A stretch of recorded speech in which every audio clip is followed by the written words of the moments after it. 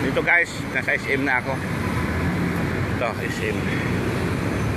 Nasa SM na po ako. Yan. Dahil mga nasa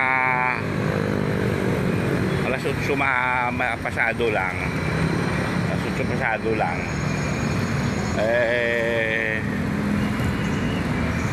Ikot-ikot muna. Dito na ako sa SM Supermarket. Yan. SM Supermarket.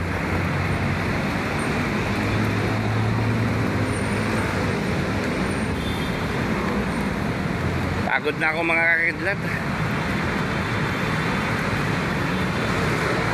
Nanibago ko sa lakad. Kita mo, ganda na ng lugar namin, no? Dati namimingwit pa ako dito ng isda ng Martinico. Ngayon tingnan mo. Ganun talaga. Okay.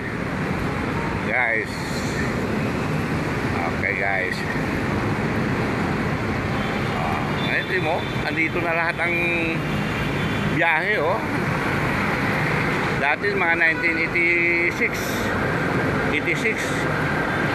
pahirapan ako dito sa pag nag-duty ako sa gwardiya. Inaabot ako ng ilang oras. Ngayon, dito na Patanay, ayan, Tanay. May biyahe na Patanay. Okay. Dito na ako sa SM. Okay.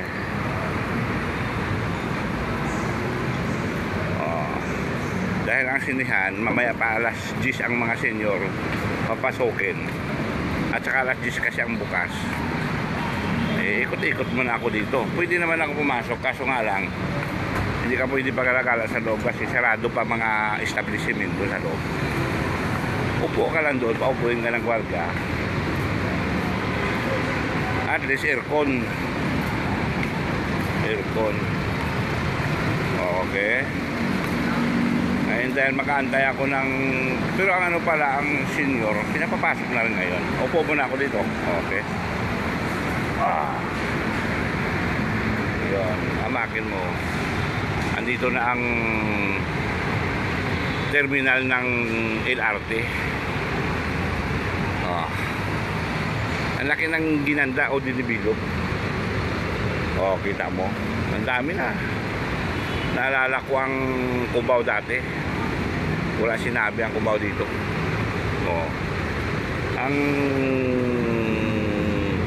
sunod ulit na terminal ng train, papunta na doon sa napundar ko na lupa sa bundok. Doon na ulit yun.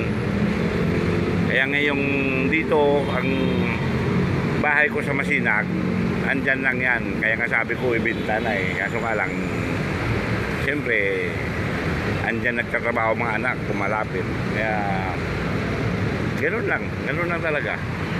Tamo, napakaganda na. Okay guys, papasok na si Lolo Kidlat. Kasi, mainit dito sa labas. Kami naman ay pinapatambay ng guard doon kahit bawal pa pumasok. Pinapapupo kami doon sa malamig aircon sa loob. Okay, 10-4 guys, 10-4.